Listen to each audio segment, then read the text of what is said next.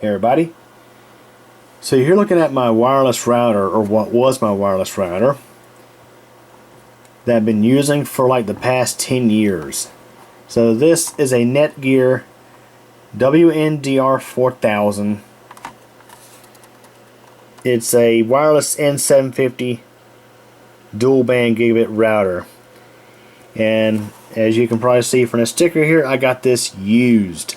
So it's funny, back in 2015, Time Warner Cable at the time, now it's Spectrum, but Time Warner Cable back then, they were launching a faster internet service for this area.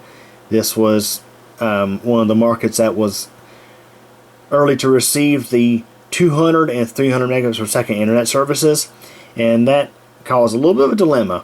So at the time, Time Warner Cable was of course charging lease fees for modems and routers, so of course it was better to use customer-owned equipment at the time. So the router I currently had at the time was only a fast Ethernet router. So it was actually a wireless N300 router, but the integrated 4-port LAN switch was only fast Ethernet. So it was 10/100 megabits per second fast Ethernet LAN.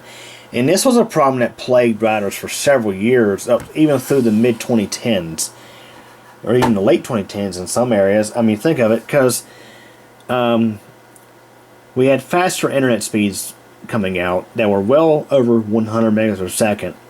And if all your devices were Wi-Fi, a lot of these routers that you could buy at Walmart or Best Buy, they would suit your needs perfectly fine.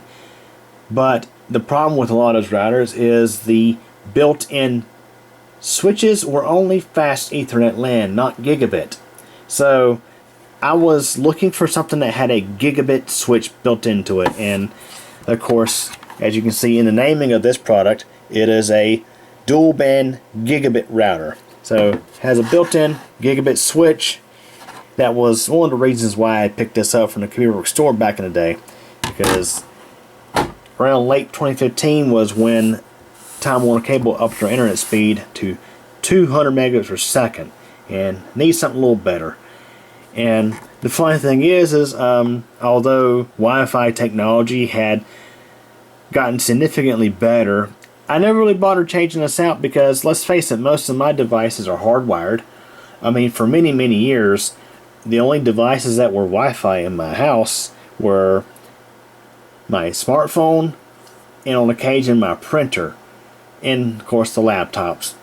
But I didn't really use laptops that much. Most of the time I was using desktop computers, and of course my TV box systems, they are all hardwired Ethernet, so they're hardwire connected. So the Wi-Fi speed I didn't really care much about at the time. And this, like I say, this went on for several years. But this router is, of course, it's definitely aged a lot. It doesn't work nearly as well as it used to.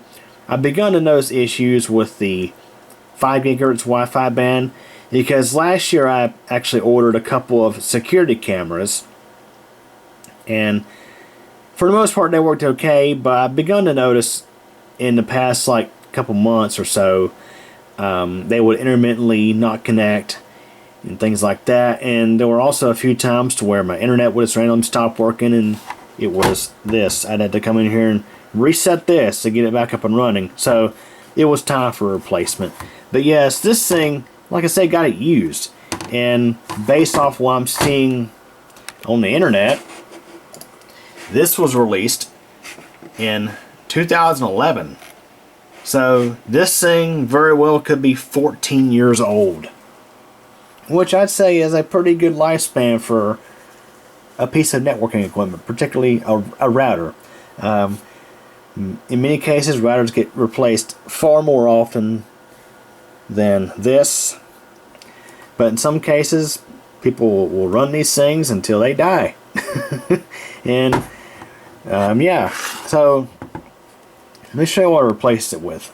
So my next door neighbors had this router here. They replaced it about a few years ago. They were having some issues with it. Turns out it seems that the included power supply was causing the problems, because lo and behold, I hard reset this thing and when this, of course, with a different power supply, and now it works fine.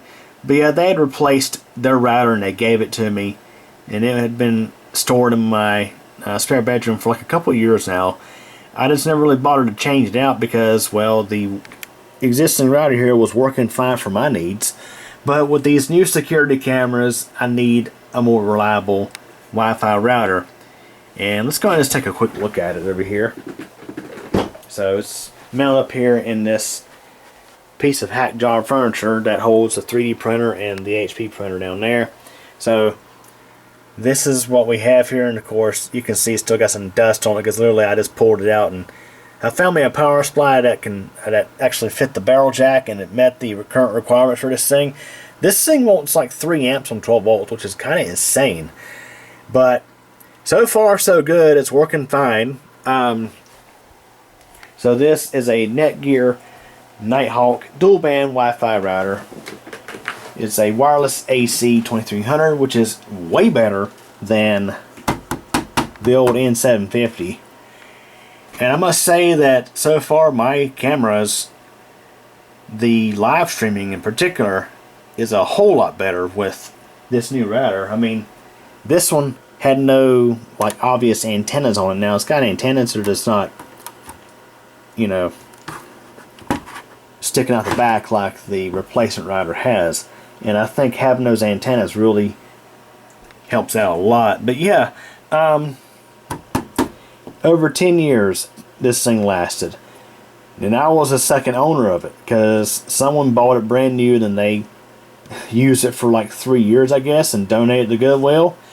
And I bought it in 2015 and used it for 10 years.